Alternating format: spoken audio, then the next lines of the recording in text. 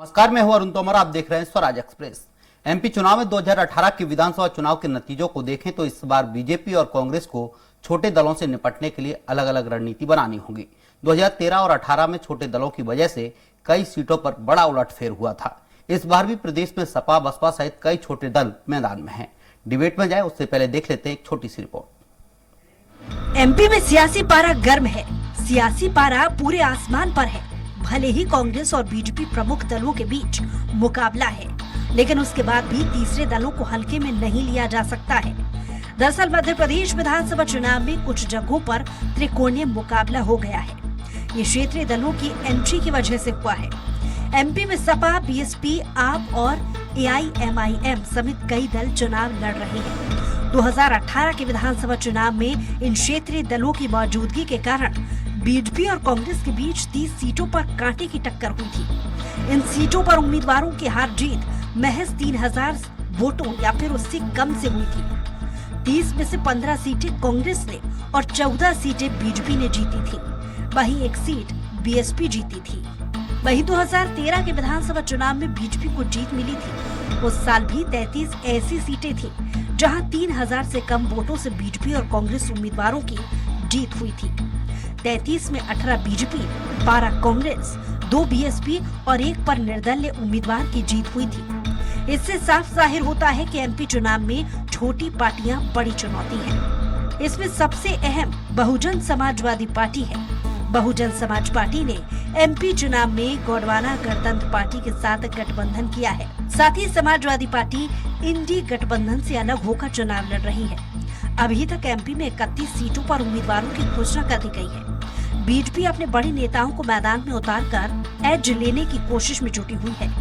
गौर करें तो 2013 में प्रदेश की 33 सीटों पर एकदम नजदीक मुकाबला रहा है।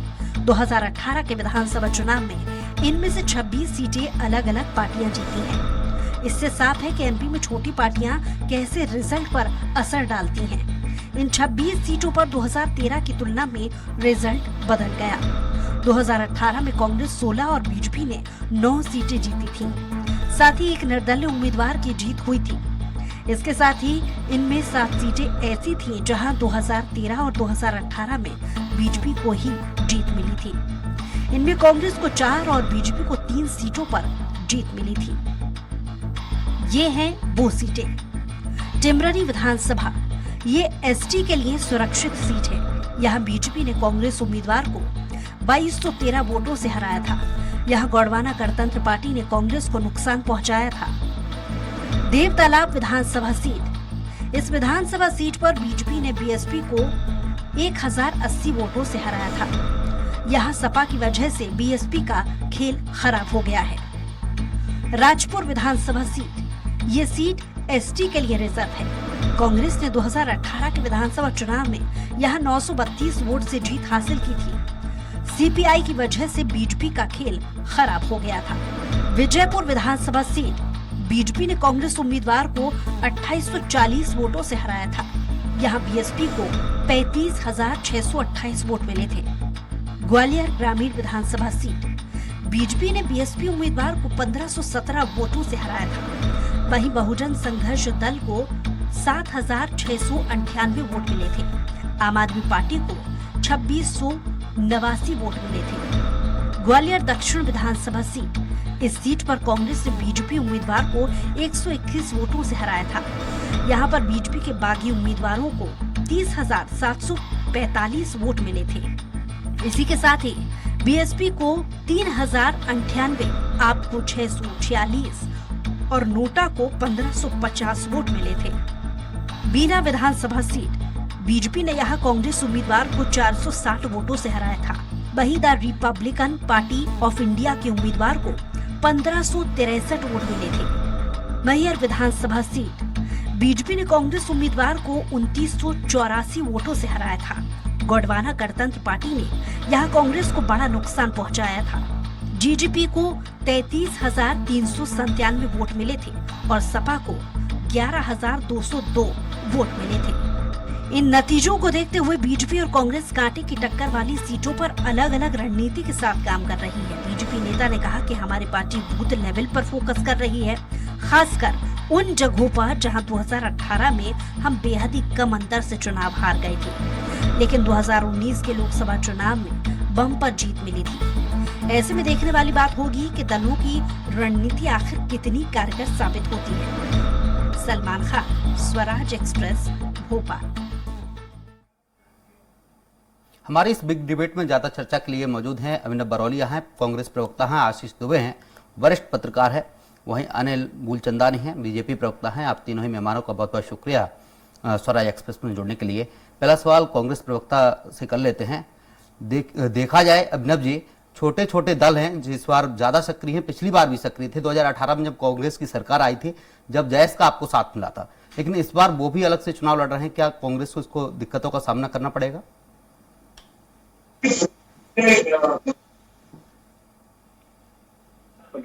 और आप देखेंगे जनता अपना पूरा मन बना चुकी है। आप देखेंगे हमारा घोषणा पत्र, वचन पत्र आया है, कांग्रेस आएगी, खुशहाली लाएगी। अब इस पॉजिटिव नेस के साथ इस चुनाव में है और हम जनता के मुद्दों पर चुनाव लड़ रहे हैं, चाहे वो हमारे कर्मचारी लोग हो, चाहे किसान हो, चाहे युवा वर्ग हो, चाहे संविदा के कर्मचारी, मतलब तमाम जितने भी लोग हैं उन्हीं की। और आपने देखा होगा कमलनाथ जी का एक जो अल्प समय का कार्यकाल था, उसमें हमने 100 रुपए 100 यूनिट बिजली, जो जनता जानती है, जनता को मालूम है कि हमने वो पूर्ण किया। किसानों के 28 लाख किसानों का कर्जा माफ किया और तमाम राम वनगमन पथ का हो, चाहे महाकाल लोक का हो, तो हम सारे मुद्दे जो है वो जनता समझ रही है। और जनता जो जन आक्रोश यात्रा थी हमारी चारों तरफ, आपने देखा होगा रात के 1-2 बजे तक हमारे तमाम लीडर, चाहे जीतू पटवारी जी हो, अरुण यादव जी हो, अजय सिंह जी हो, गोविंद सिंह जी हो, कमलेश्वर पटेल जी हो, जनता हमारे साथ आगे आई। और जनता इस समय ये चुनाव जो मुख्य रूप से है, जनता भारतीय जनता पार्टी को यहाँ से उखाड़ फेंकने के लिए तैयार है, क्योंकि 50% कमीशन घोटाले, लगातार 225 से ज्यादा घोटाले और तमाम जितनी भी बातें, भ्रष्ट सरकार जिस तरीके से हुई है, उस पर भारतीय जनता पार्टी बात कर नहीं रही है। और सिर्फ कमलनाथ जी को कोसना, कांग्रेस को कोसना, गांधी परिवार को कोसना, वो मुद्दे लेके आ रही है। तो जनता की आंखें अब खुल चुकी है और जनता बस 17 तारीख का इंतजार कर रही है और 3 तारीख को एक अभिनव जी, सबको देखने को। लेकिन छोटे छोटे दलों की बात की जाए, 2018 में जब आपको जैस का साथ मिला था तब आप सत्ता में आए थे, लेकिन इस बार जैस भी अलग चुनाव लड़ रही है, बाकी अलावा और भी छोटी छोटी पार्टियां, बसपा हुई, समाजवादी पार्टी हुई, गोंडवाना गणतंत्र पार्टी हुई, सभी पार्टी अलग से चुनाव लड़ रही है। तो इससे आप कैसे निपट पाए? ठीक है, लोकतंत्र जी बिल्कुल, लोकतंत्र का पर्व है और हर पार्टी को, जितनी भी छोटी पार्टी हो, सबको हक है लड़ने का और बात उठाने का, जनता की बात उठाने का। जनता के मुद्दों पर जो भी चुनाव लड़ेगा उसे सफलता मिलेगी। और अगर ये पार्टियां लड़ रही है तो आप जानते होंगे यहाँ पे वर्चस्व जो है 2 ही पार्टियों का। यहाँ पे यूपी की तरह नहीं है कि वहां पर सपा बसपा और सारी चीजें रहती है, लेकिन यहाँ पे वर्चस्व 2 ही पार्टियों का आप बता रहे हैं। आप बीजेपी कांग्रेस की बात कर रहे हैं, लेकिन छोटे छोटे दलों की भी कुछ भूमिका रहती है। नहीं लगता कि अगर छोटे दलों से गठबंधन किया जाए तो कांग्रेस फिर से सत्ता में आ सकती है?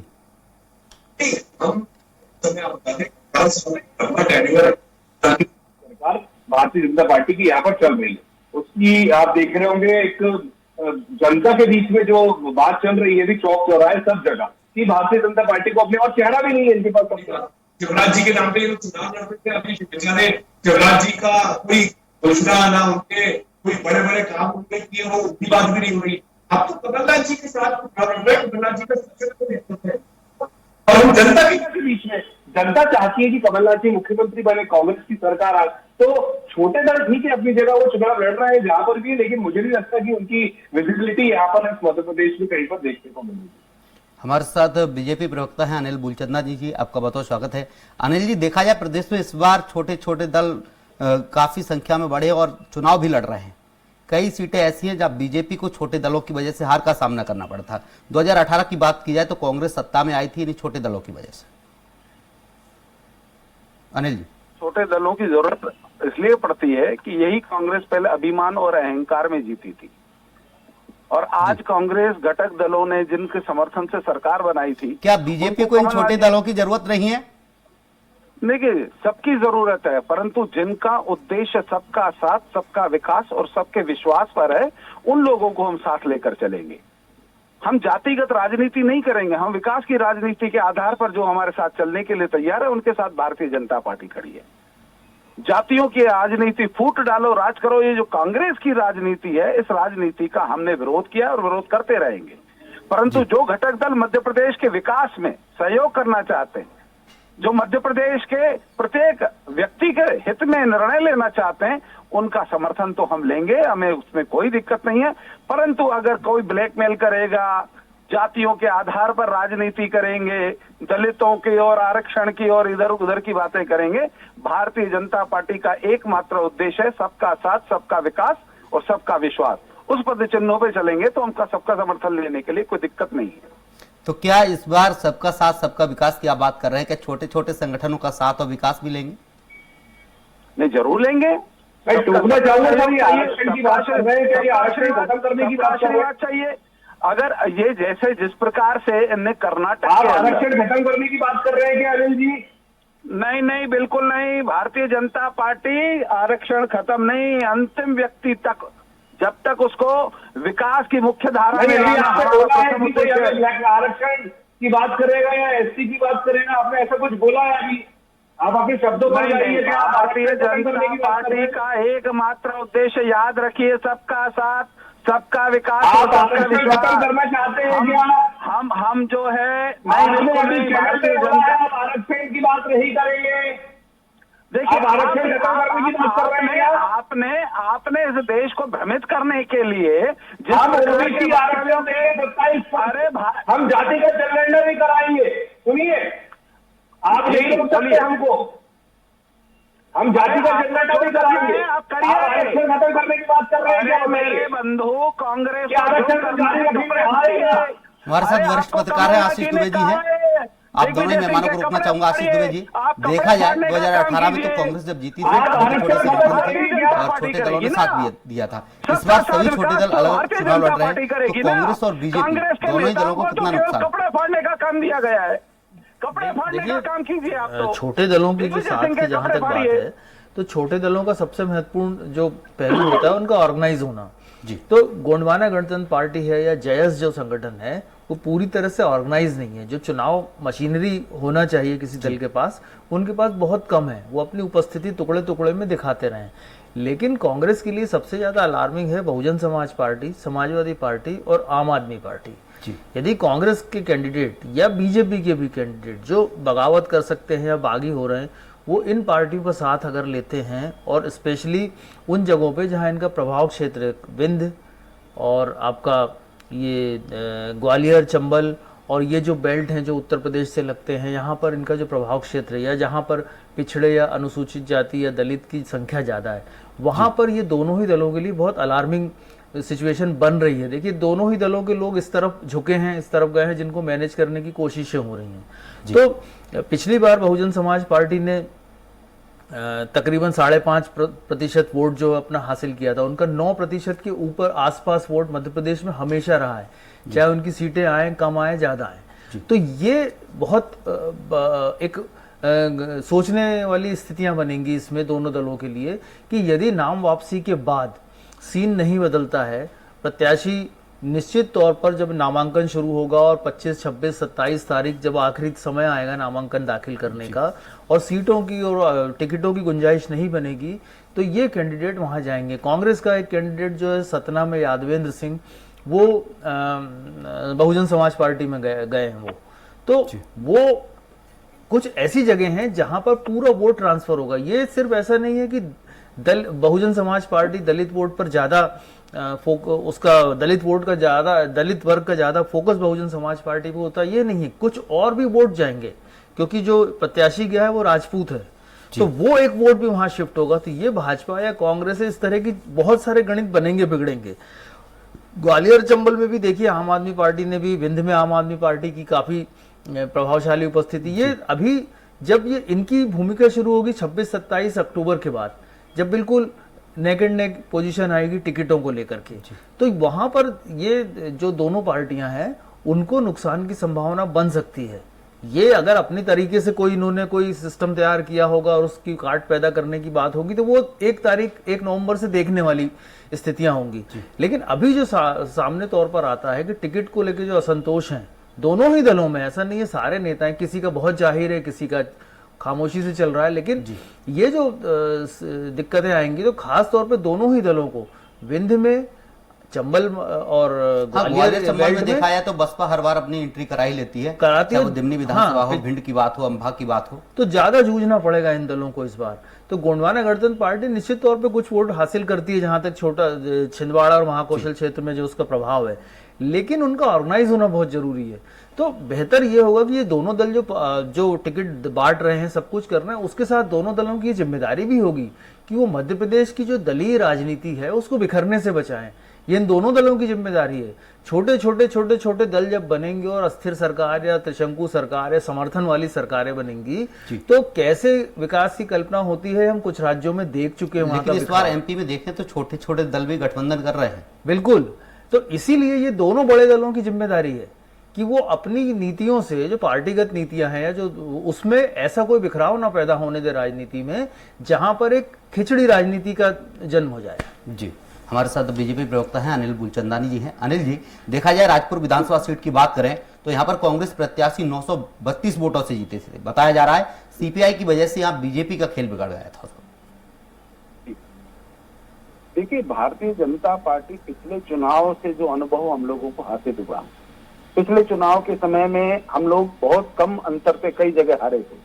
लेकिन जो कम अंतर रहा था वहाँ कहीं ना कहीं ये छोटे दल ही रहे थे।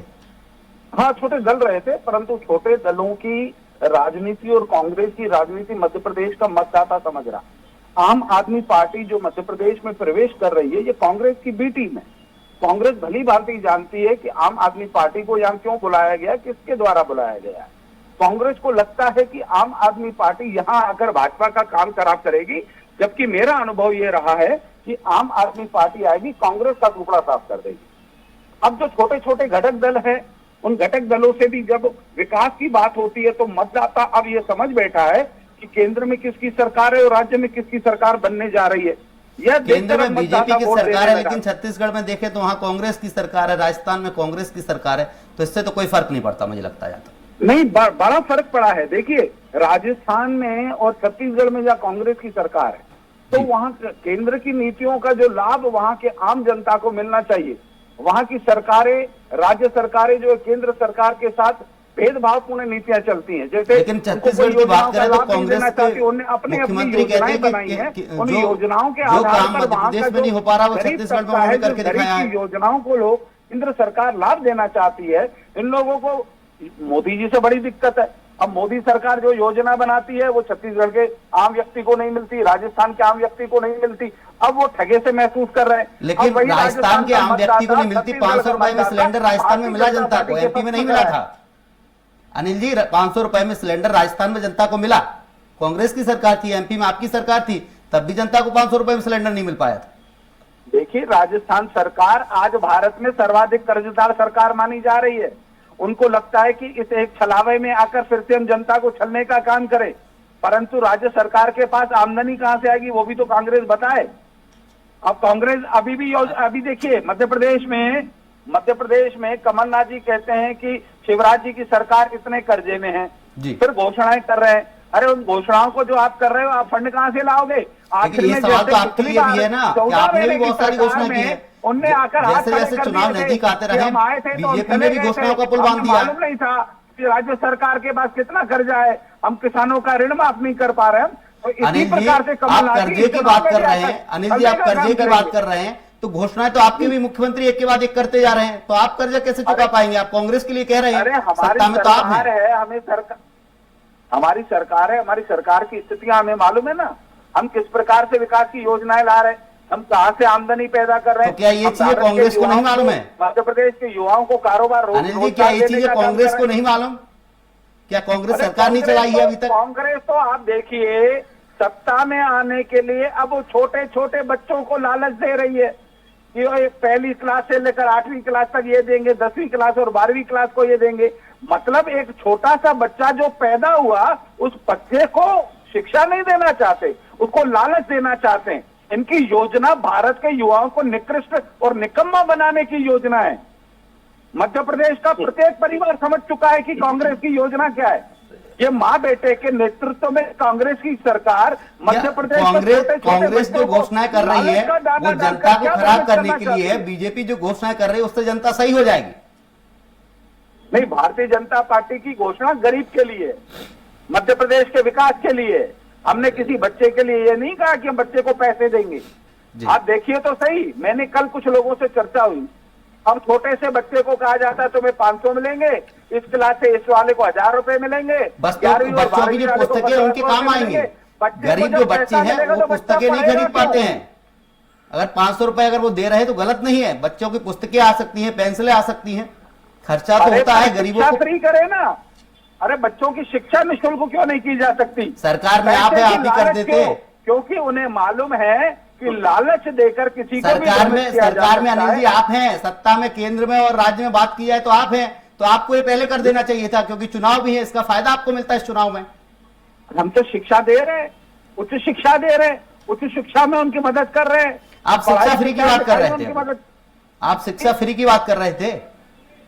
भाई अगर मैं कह रहा हूं कि कांग्रेस सत्ता में शिक्षा के आधार पर आना चाहती है, तो भैया अगर इनने ये पैसे फ्री के क्यों बांटने की ठीक है, कोशिश कर रहे हैं? हमारे साथ इनको घोषणा कर अभिनव दी कि बरौलिया जी हैं, शिक्षा की कांग्रेस करते। प्रवक्ता हैं।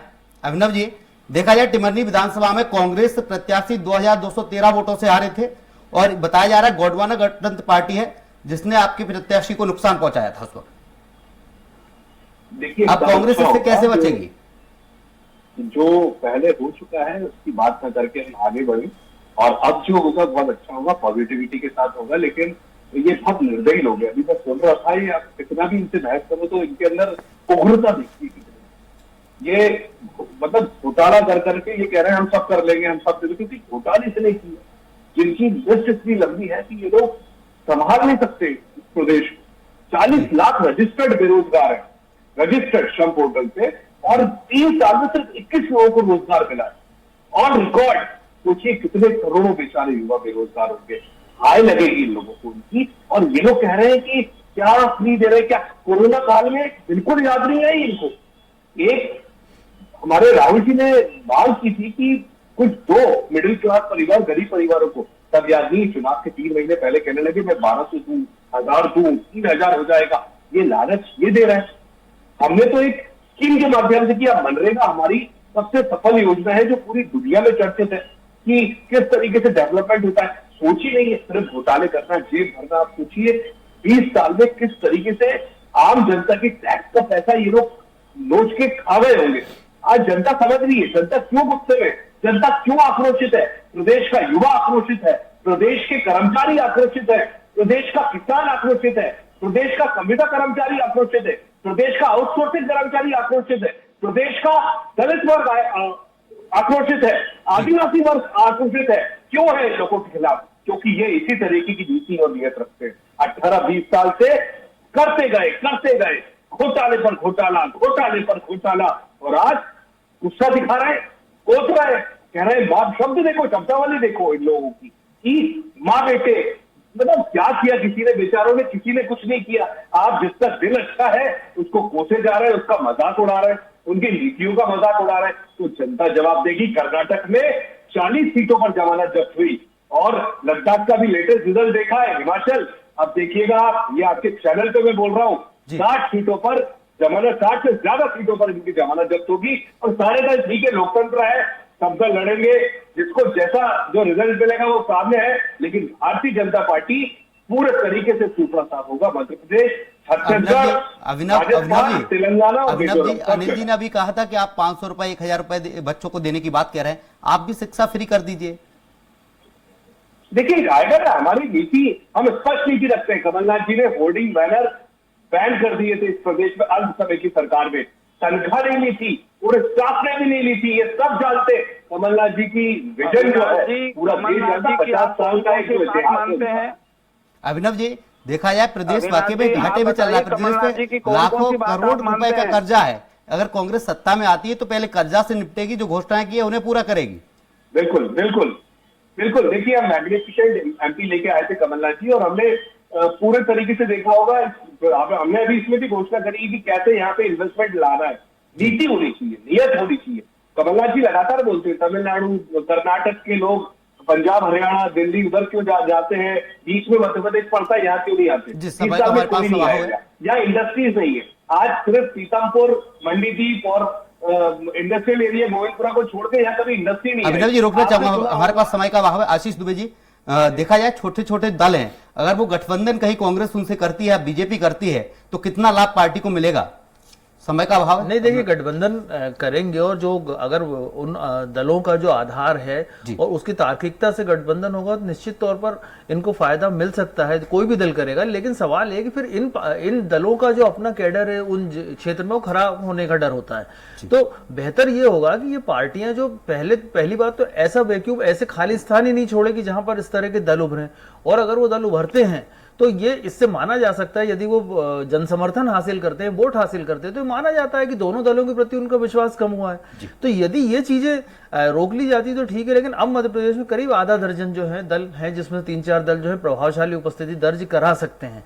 तो इसलिए जरूरी होगा कि भाजपा या कांग्रेस दोनों इस मुगालते को छोड़ दें कि वो सरकार में आ रहे हैं। उनको रियल मेहनत करनी पड़ेगी, वास्तविक प्रत्याशी चयन करने पड़ेंगे, और जो घोषणाओं का जो इन्होंने जाल बिछाया दोनों को, उसका एक तार्किक रूप से एक श्वेत पत्र की तरह एक पूरा जारी करना चाहिए कि किस तरह से लोगों को पूरा करेंगे। वरना ये होगा कि अगर ये दल उभार पाते हैं, समर्थन पाते हैं, तो सीधा मतलब होगा कि ये शुरुआत हो चुकी है कि दोनों दलों से धीरे धीरे लोगों का दूर होना या मोहभंग होना शुरू हो रहा है। जी, हमारे पास समय का अभाव है। अनिल बुलचंदानी जी, आपका बहुत बहुत शुक्रिया। अभिनव बरौली जी, आपका भी बहुत बहुत शुक्रिया। आशीष दुबे जी हमारे साथ वरिष्ठ पत्रकार हैं, आपका भी बहुत बहुत शुक्रिया। तो आज देखा कि छोटे छोटे दल हैं जो एमपी में सक्रियता बढ़ाते जा रहे हैं, क्योंकि 2018 में छोटे दल की वजह से कांग्रेस सत्ता में आई थी, लेकिन इस बार छोटे दल अलग चुनाव लड़ रहे हैं, कई छोटे दल गठबंधन करके चुनाव लड़ रहे हैं। अब देखना होगा कि कांग्रेस या बीजेपी किसको कितना नुकसान इन छोटे दलों से होता है। फिलहाल के लिए हमारी बिग डिबेट में इतना ही। आप देखते रहिए स्वराज एक्सप्रेस। नमस्कार।